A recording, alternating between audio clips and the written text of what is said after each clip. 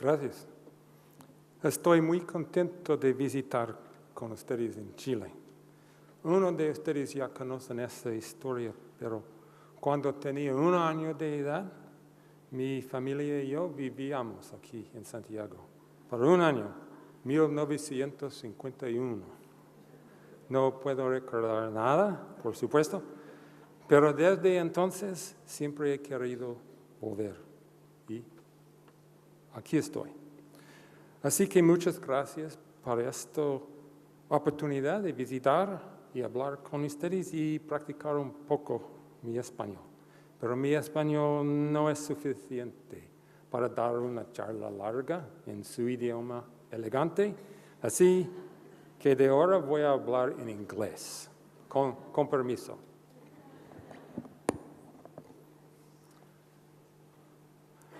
In my research and writing, I focus largely on social cognition, as you just heard, and oftentimes on this theory of mind, but not often on education.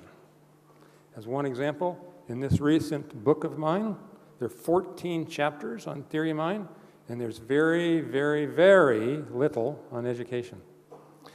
So you might be wondering, why was I invited here today?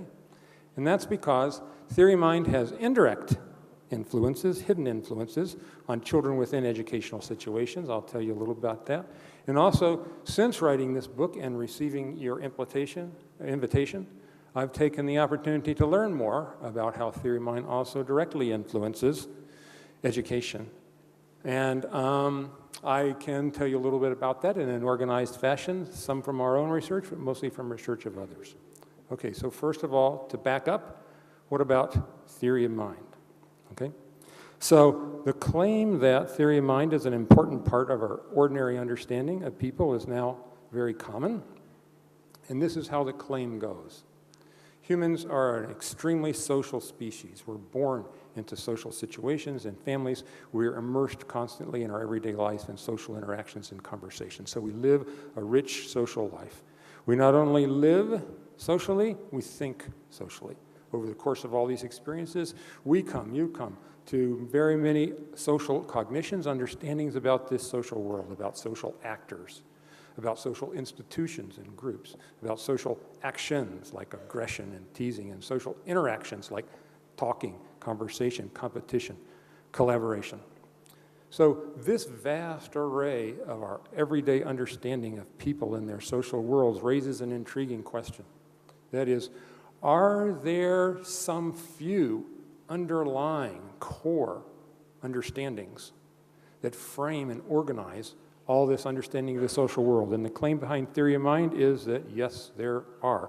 And particularly, it's our everyday, ordinary construal of ourselves and others in terms of the mental states that we exhibit. As, for example, in this example from Isabel Allende.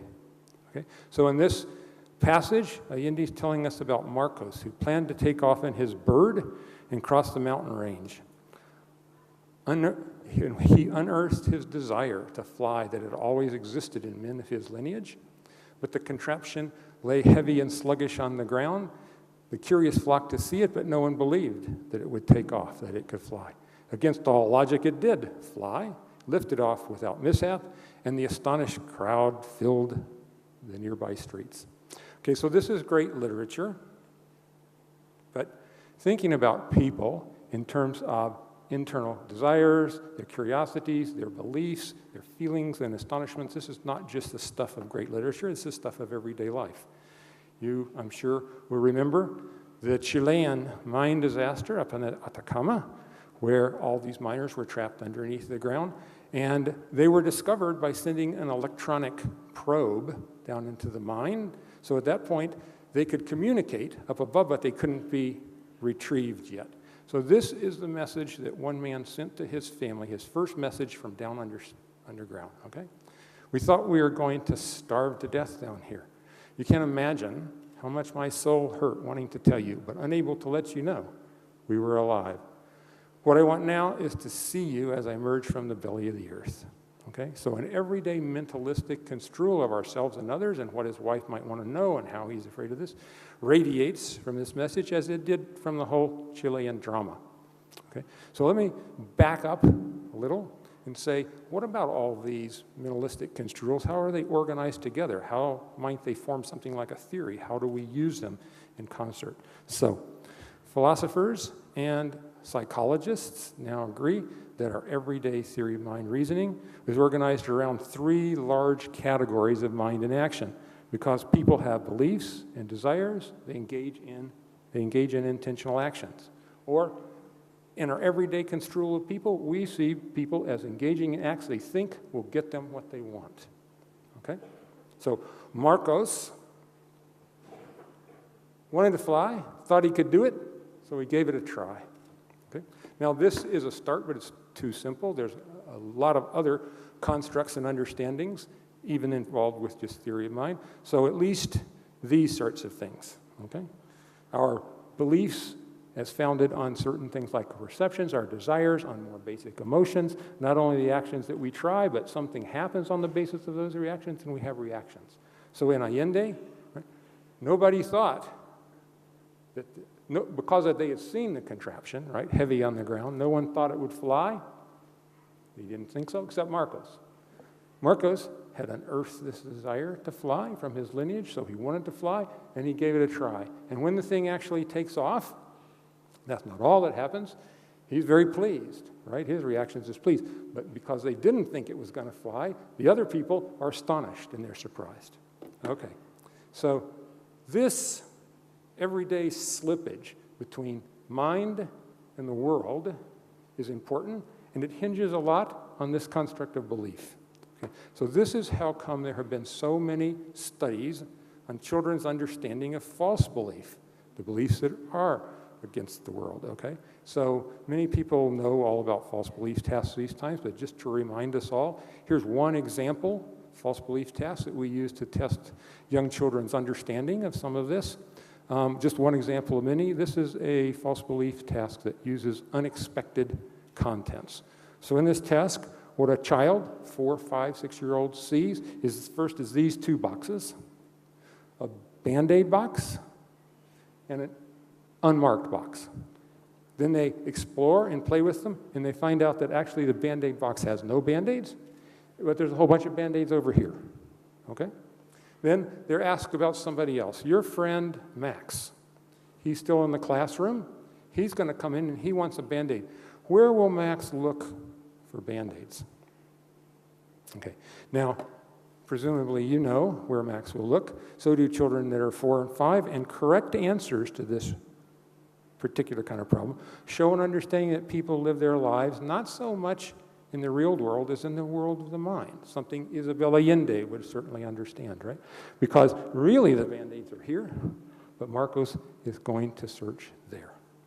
Okay, now there's a lot more to theory of mind and a lot more tasks that I'll tell you about some than these false belief tasks, but this turned out to be a very good place to start because you can make these tasks up for very young children in very simple kinds of ways, with just boxes and where's he gonna, and there's a whole variety of these kinds of tests. So that means that researchers worldwide have actually conducted lots of research, and almost always they've included a false belief task. So in several meta-analyses, we've taken advantage of all this work that they were doing and accumulated a lot of different studies with children all having a false belief task, okay? In these analyses, more than 250 separate false belief studies. Each of these studies usually has several conditions, like a condition might be the 3-year-olds, and then the 4-year-olds, and then the 5-year-olds. There's usually 16, 20, 24 children in each of these conditions, so in the data I'll tell you about, it represents more than 10,000 children worldwide, summed up with regards, just to begin with these false belief things. Okay, so here's what the data look like. Now, this is more complex than it actually looks. Each one of these circles is a condition. It's the average of like 16 or 20 children in one condition in one study. This is the average performance, whether they're going to be correct or incorrect, of the children in that condition. So for these guys, they're almost 90% correct, right? And the percentages go all the way like this, and in these sorts of tasks, as you just saw, there's usually 2 options. So chance performance is 50%, right? These are ages in months over the preschool years. And what you can see here is the developmental trajectory on average. And children go from being distinctly incorrect. They will say, young children will say, well, he's going to go right to the Band-Aid box. I mean, he's going to go right to the unmarked box to get their Band-Aid instead of, no, he'll mistakenly go over here. And then they get more and more and more correct, so that by the time they're 5 and 6, they're largely correct. Okay, so this is that exact same developmental trajectory.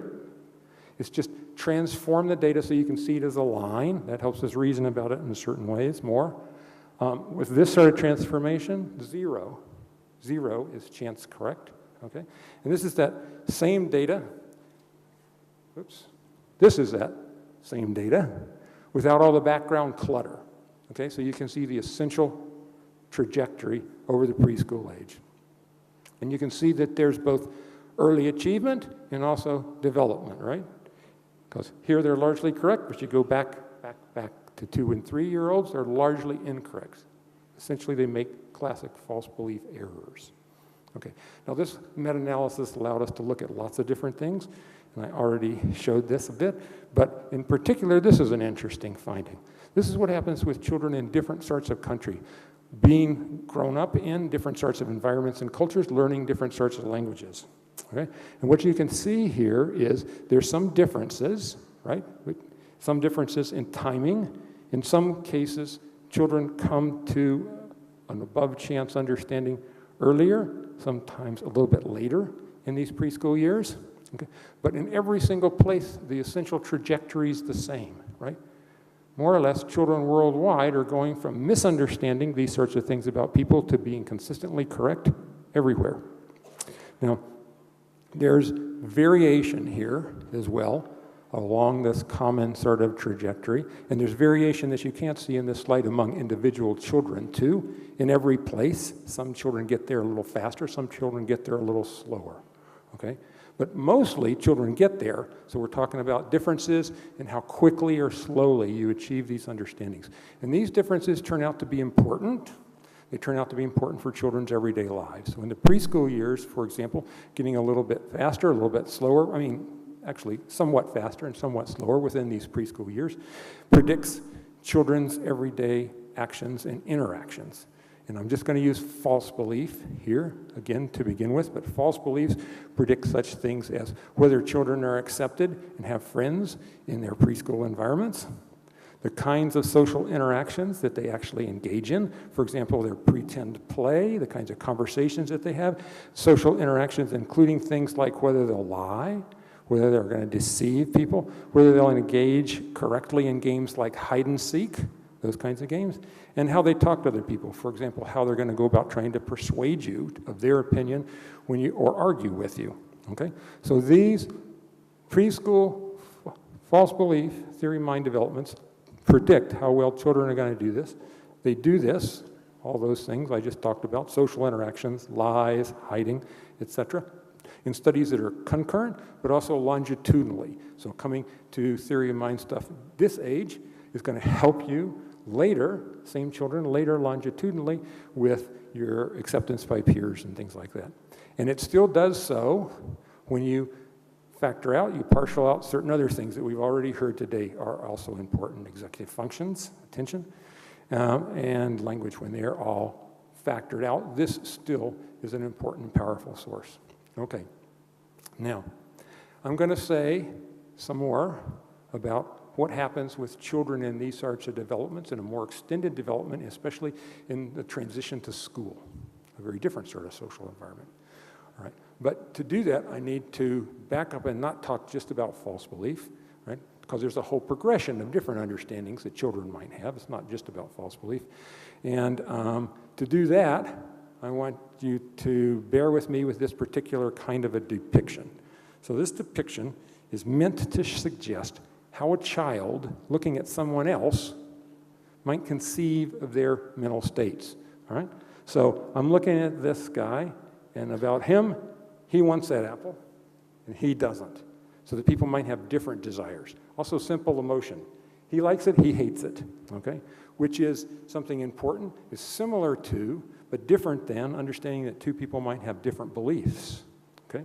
So let's say nobody knows what's in here, not the child that's making the judgments, but still he might understand this guy has one idea about it, that guy has a different idea about it, right? Which is similar to, but different from, understanding that, let's say the child knows what's in here, so I can construe this person as having a correct knowledge. This guy doesn't know anything about it. He's ignorant, which is similar to, but different from, false belief, which I told you about. Okay, so here we get to false belief, because this guy is not just ignorant, he has the opposite wrong idea, right? Which is similar to, but different from, understanding that all these things are going on inside, privately, they're internal states, which means that they won't necessarily correspond to what's going on the outside, right? You can be happy inside, but smiling, you can be unhappy inside, but smiling outside, okay? So this is a lot of different things that children could know. There's many other things as well, too, but this particular depiction shows you a variety, and it also suggests to you that we could devise simple sort of tasks to use with children, preschool children and somewhat earlier, that would have the same sorts of task formats as a false belief task, so very simple, but would attack each of these different sorts of understandings. And that's what we have been doing in constructing what we call a theory of mind scale, okay? A scale of these different sorts of understandings. So in this first data, what we did is we took those 5 different kinds of tasks, okay? Diverse desires, diverse beliefs, all that, and we gave them all 5 tasks at the same time to a group of children. Children in the preschool age. Now, some of these children were pretty young. They were even old 2-year-olds, and so they didn't actually perform well on any of them. They failed them all. That's what these minuses mean. They didn't get it. But most children understood at least some things, and if they understood one thing, it was that one. If they understood 2 of these tasks, they passed 2 of them, it was this. The pluses means they pass them. If they get 3, it was those. 4, here we get the false belief. And of course, some children are old enough, they pass them all. Okay, so these patterns of passing and failing, these 5 different tasks, there's six different patterns here. That's 6 of 32 logically possible patterns. Okay? So if you just threw the pluses and minuses in there, you could have logically 32 possible different patterns. So these patterns are only 18% of all the possible patterns. But in our research, those patterns represented by more than 80% of the children. All the other patterns are represented by 1 child here, 1 child more, all those other 26 patterns. So this shows us a relatively constant progression of children's understanding of theory of mind in these preschool kind of years, okay? Now, here is a shorthand that I'm going to use to help us remember this progression throughout the talk, okay? So this is like a stair-step progression, and children first understand that one, then these 2, then that one, and it all builds on one another. And this is another set of data of ours, 215 children in the US and Australia, and what you can see is those patterns, which only account for 18% of the possible patterns, are represented by 81% of these children. Now, this theory of mind scale has been translated into a number of different languages. There's a Spanish version if you get interested. But the very first of these was done by these German colleagues, and this is their data from German preschoolers, 107 German preschoolers, and what you can see is the same sequence of understandings, and it accounts for 82% of their children, okay? Now, this expanded way of thinking about the theory of mind helps us address a bigger set of questions, and in particular, what happens when children employ these kinds of things, maybe slower, maybe faster? How does that influence their real life? And in particular, I want to talk with you, of course, about their school life, okay? Now, one way to think about this is in terms of the concept of school readiness, all right? So school readiness encompasses children's cognitive and social skills that they need to use and learn whenever they go to school, when they go to school. Okay, so theory of mind does matter for school readiness, and I'm going to unpack that a little, show that a little to you. And what I was wanting to do that is you can think about several different aspects that we might be interested in here, and I want to talk about it and organized in terms of these 3 different aspects. theory of mind could be very useful for children within their social interactions and their social entry into school, right? Kind of indirect. It could actually be more directly influential with regards to their academic performance too. Let's consider that. And it could be influential with regards to academic motivation, their ability to persist in the face of failure. We heard a little bit about frustration and failure with the smiling when you don't get the right gift, or their sensitivity to their teacher's feedback, their teacher's instruction. Okay, so let's talk about one example or so in each of these sorts of cases. So I'll start here. School social circumstances. And I've already told you that in the preschool years, your understanding of theory of mind is influential with regards to whether other people choose you as your playmates and things like this. And so this turns out to be a very important challenge for children when they go off to school. Okay, it's well known that peer acceptance and rejection is a challenge to children when they're immersed in this whole new environment of peers in their classroom.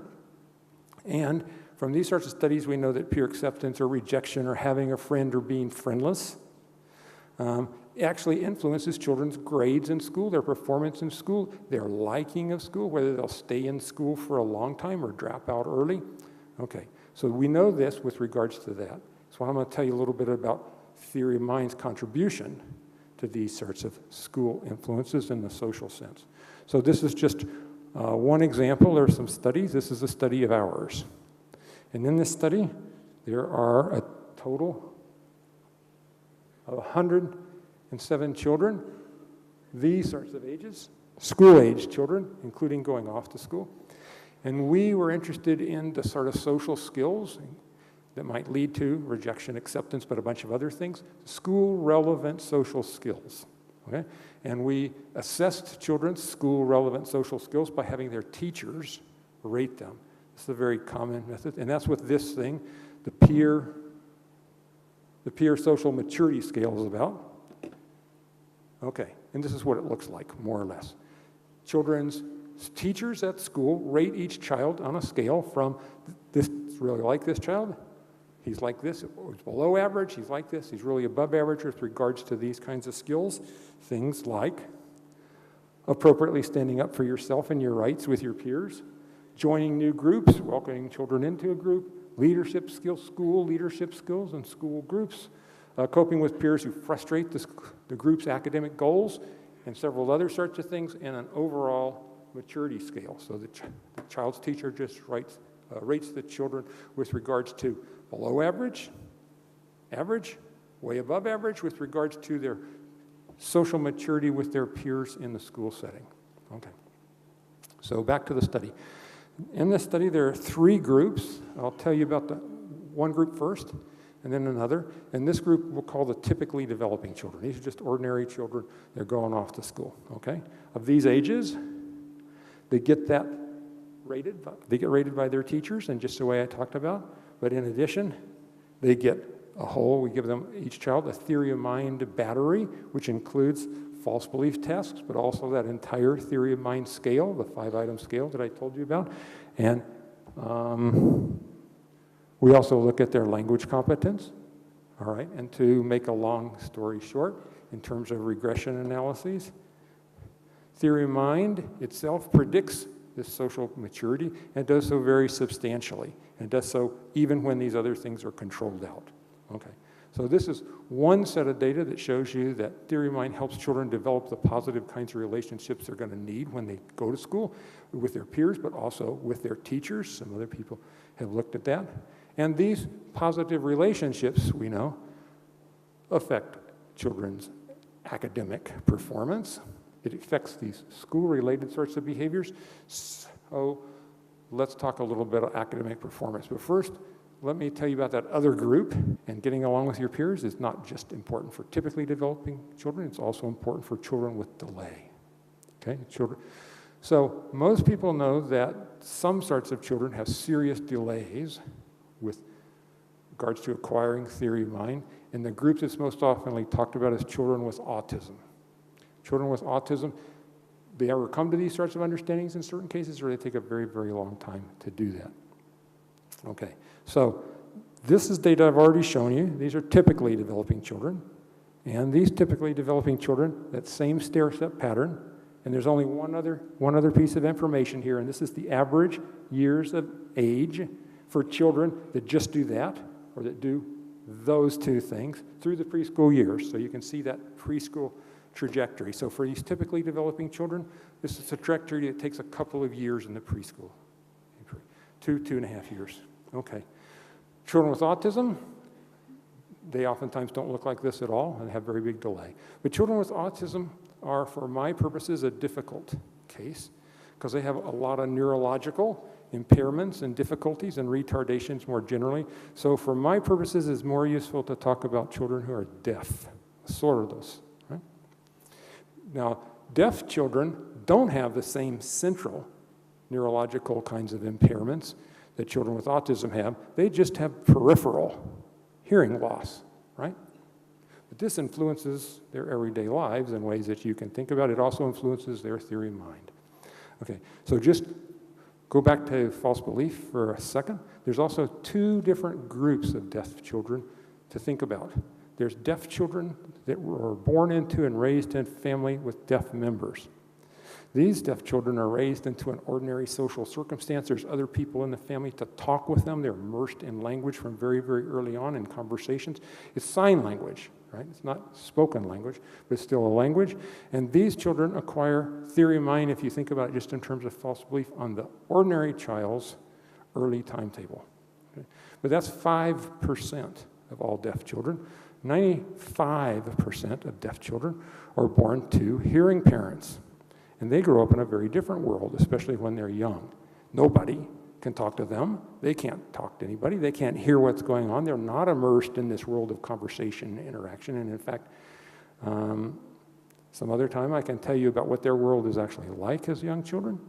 Okay, so they're in a very, very different world. And again, if we just look at false belief, they have very serious delays with regards to false belief. Delays that are equally serious as children with autism. Okay, and this is a way to capture that. So remember these data. These are the typically developing children, hearing children, right? They can hear. They grow up in hearing families. This is the same data with the ages involved for deaf children of hearing parents. So the kind of things that are happening more or less rapidly over an extended number of years in the preschool period for these hearing children, these deaf children of hearing parents, it all begins a lot later, and it takes a lot more time. So 2.5 years of social cognitive growth here is going to take like 10 years or more for these children, okay? And that's actually interesting because they're doing all this at the time when they're already in school, right?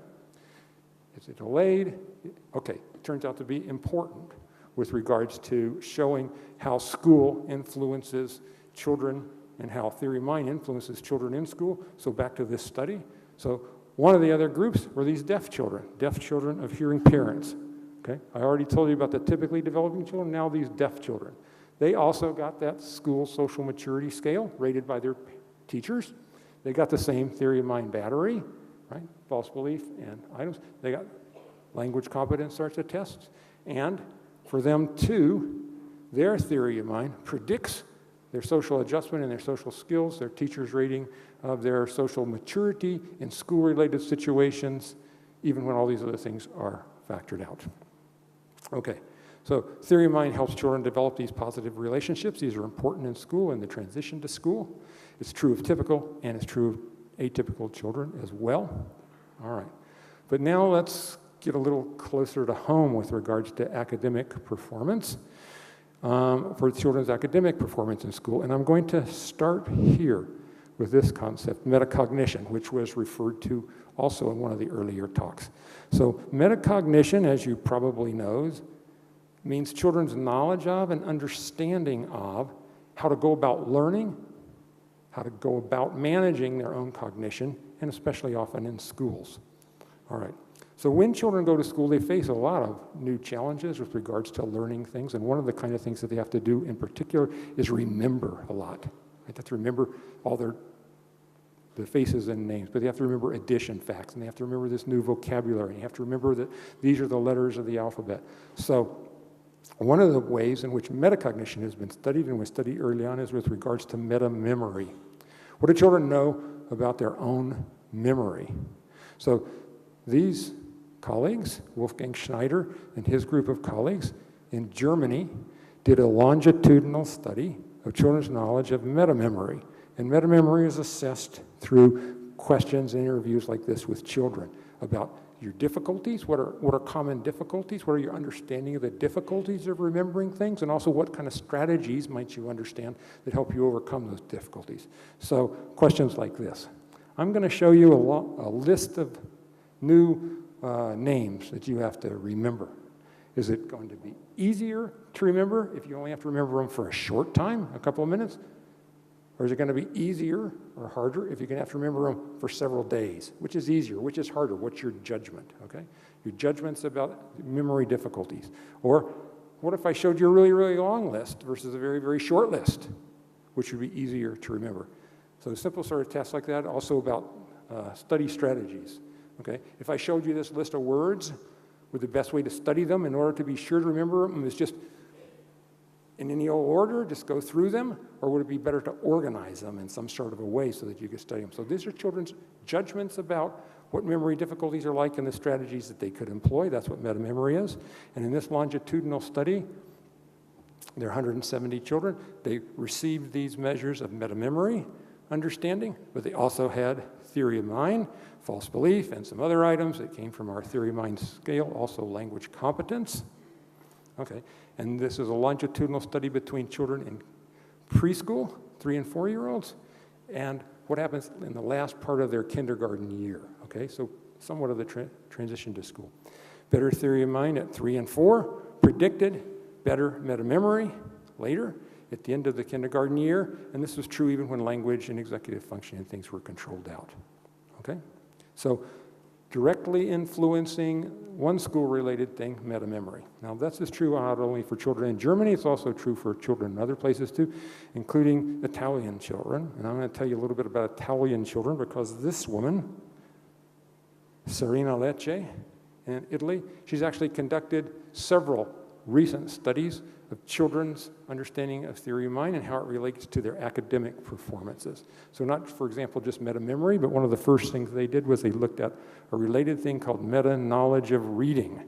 So instead of asking children what they know about memory difficulties, what about reading difficulties and reading strategies that can help you learn things from text? So example sorts of assessment items with this are things like, when you read, is it more important to understand the content of your read, or is it more important to just say whatever comes to your mind? Is it more important to understand, or is it more important to read out loud? Okay? Is it, if you don't understand a word in a text, how can you go about learning it, perhaps? Is a good strategy to read the whole sentence further to see if you can figure out the meaning of the word from context, or is a good strategy just to guess? Okay? So meta-knowledge of reading, other examples as well. So in this longitudinal study, they start with children in 2nd grade, they go to 4th grade, 196 Italian students followed longitudinally. There's this meta-knowledge of reading assessment, but also theory of mind, false beliefs, some other items from our theory of mind scale, also language competence, and better theory of mind in 2nd grade, which is how come we need that extended progression. Better theory of mind in 2nd grade predicts better meta-knowledge of reading in 4th grade. And this is true even in regression analyses where everything else is controlled out. This is a very powerful beta, or at least a reasonably powerful one, for this longitudinal prediction. Okay, so now what about even still closer? What about reading, writing, math? What about these academic performances? And in a different set of longitudinal studies, Serena Lecce and her colleagues in Italy and in England have studied some of these things, and they measured academic performance now and achievement in terms of actual direct sort of tests. So a direct reading comprehension test, you read a passage, you have to answer questions about it, several passages, certain problems from a standardized sort of a math test that have to do with 3 items in terms of number judgments, 3 items in terms of ordering numbers into bigger and smaller multi-digit numbers, and also some number coding sorts of things.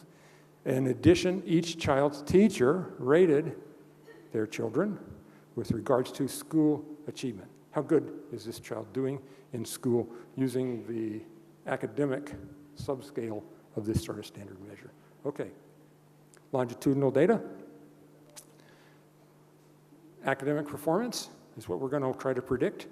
Theory of mind, we have that information from those sorts of things. We also have that. And better theory of mind at age 5.5. Predicted better academic performance later, 4 years later, in school. Okay? Direct academic performance in terms of reading, writing, and all those things that I just showed you. And this was true with a very reasonable level of predictiveness in these regression models, even when you controlled out these other things over a pretty long time. Okay.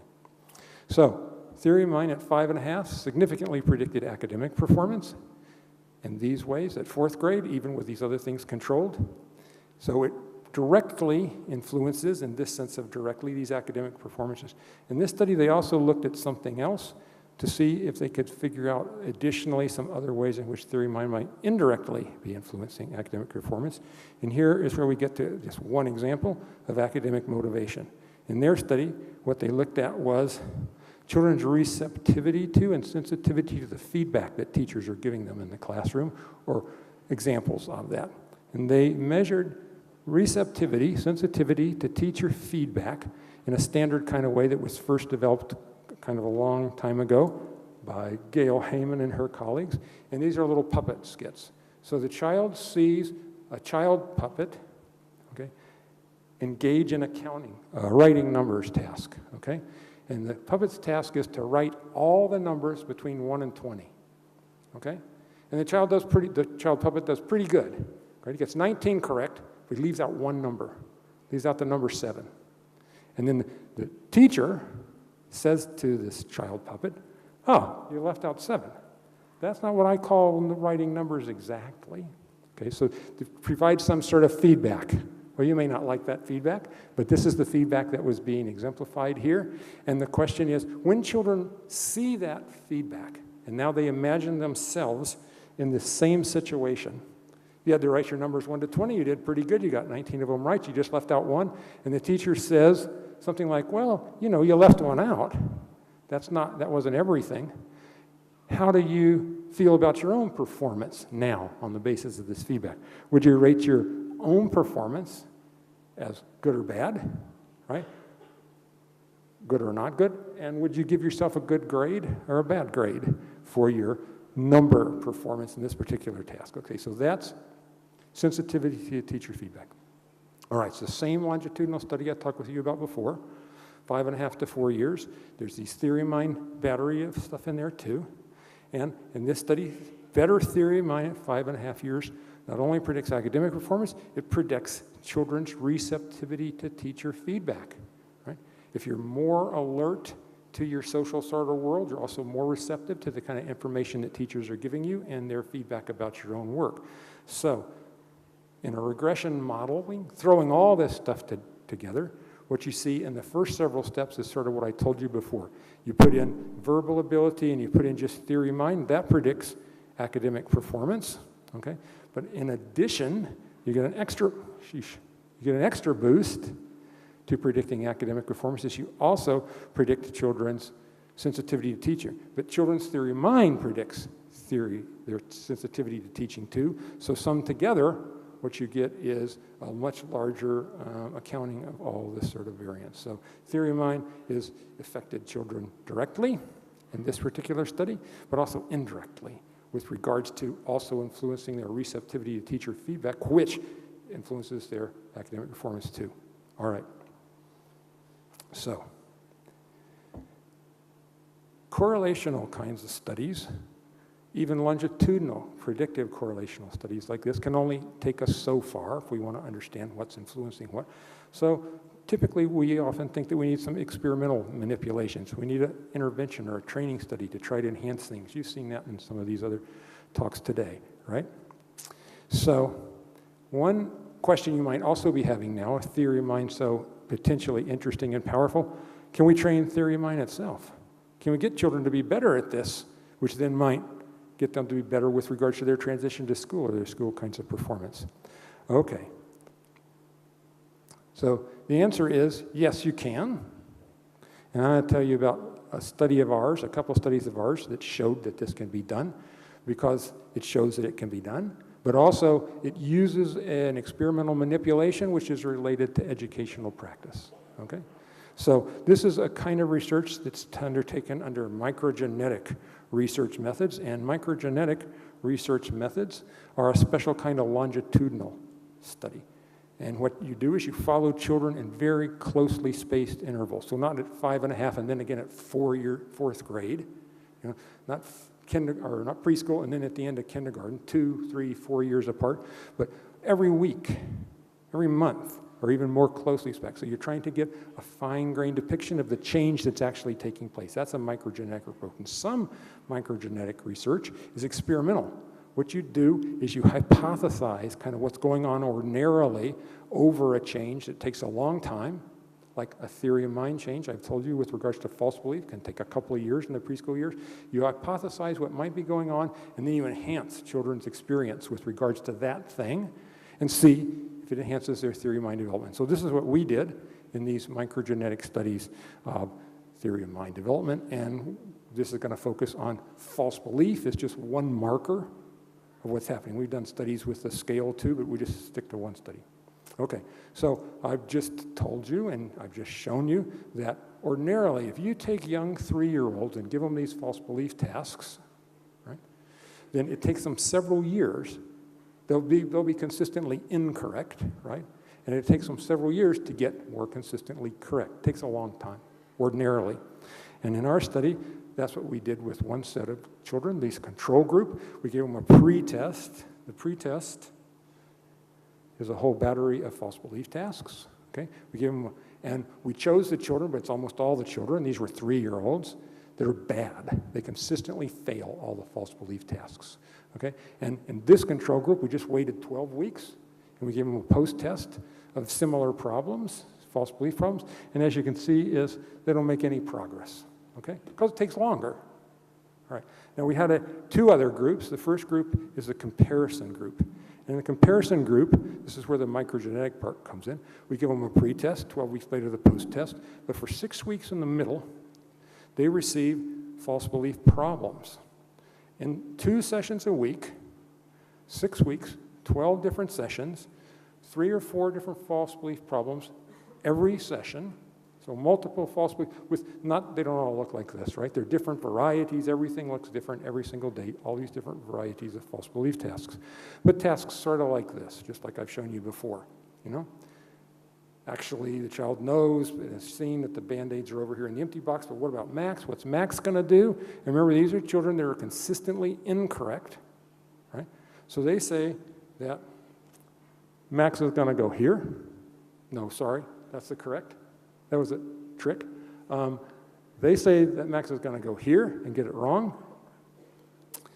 And then all that happens next is we just say, okay, let's see what happens. So the story goes on a little bit more. Let's see what happens. And in fact, what happens is Max goes over here. Okay? We give them a correct false belief kind of answer, even though that wasn't their answer. That's it. So that's sort of indirect, low-level feedback, nothing else. But it is feedback. And they get all these false belief tests again and again and again. And this is what happens to them. They don't learn anything, okay? Over all these sessions, this is their false belief prediction performance over all these microgenetic sessions again and again, okay? Now, fortunately, there's more to the story because our focal group, which we called the microgenetic group, okay, received something a little bit different. They also had false belief tasks every time during these different sorts of sessions. They looked like this. They started out exactly the same way. Where do you think Max will look? They say the empty box. Well, look, let's see. Actually, Max goes here. Everything's the same that I just told you before, and there's one other step. We just ask children, why do you think Max is looking there? They had just judged he's going to look here. Say, let's see. Well, why do you think he's doing that? Okay. No feedback on their explanations. We just recorded their explanations. Children just made these explanations. Okay? And the reason we used explanations is because we thought that children's engagement in explanations with regards to explaining other people's behavior in particular is a very important factor ordinarily in their achievement of these theory of mind sort of understandings. And we know this from some other prior data that we've had. that parents and children frequently ask for these explanations. They're very, very interested in explanations, especially explanations about people. So in our studies, children will ask questions about explanations for lots of things, plants, animals, clouds, but 80% of their requests for explanations are how come somebody did something. Why did that happen? So they're interested in these kinds of explanations, and this variation in the frequency of explanation that they're exposed to in their families in a correlational way predicts whether they're going to come a little bit faster or a little bit shorter. So that's a possible mechanism for understanding theory of mind that might have some relevance. That's the one we're going to look at. So in the theory of mind microgenetic group, that's all we do. We just ask them for explanations. They don't get any feedback on their explanations, they ask them for explanations. Okay? And remember, to begin with, we're asking them for explanations for wrong judgments. They went here. Why did you do that? Which is different from what you suggested. And this happens with those children. Over the course of their microgenetic sessions, these are their microgenetic sessions. Remember, there's 12 of them, 2 sessions a week, lots of problems. They get better. This is their false belief predictions. Their explanations get better too, but their predictions get better, and it gets better in a systematic way over the course of these 3 weeks. So they're better than this control group that also gets lots of theory of mind problems and a little bit of feedback. They're better than that, and they're also better on pre and post tests. They're better with regards to they've learned a lot more, how to answer a lot more correctly than their own pre-test, and also than both of those other groups. Okay? So asking children to explain things helps them come to understand these theory of mind sorts of understandings. Okay. This turns out to be a very pedagogically, a school-related important thing, because asking children to explain things also influences their academic task performance and other kinds of tasks. Okay? So what about number development? Right? Bob Sigler has done a lot of these sorts of studies. He's interested not in theory of mind, he's interested in children's number acquisition. And in this study, he was interested in children, as a window onto that, children's performance on Piagetian number conservation tasks. Right? Mostly you know what Piagetian number conservation tasks look like. They're 2 sets of counters. They're all lined up. Right? The child says, which has more, or they're just the same, and then one of them's lengthened. Right? And the classic Piagetian conservation failure is the young child says, oh, now it's got more. Even though nothing was added, nothing was subtracted, you just stretched it out. That's the conservation number error. So he's interested in, well, how do children get beyond that to be correct, okay? And so in this particular training study, he examines a few sorts of things, but the critical thing, he examines a condition where children are shown this thing. They make their judgment.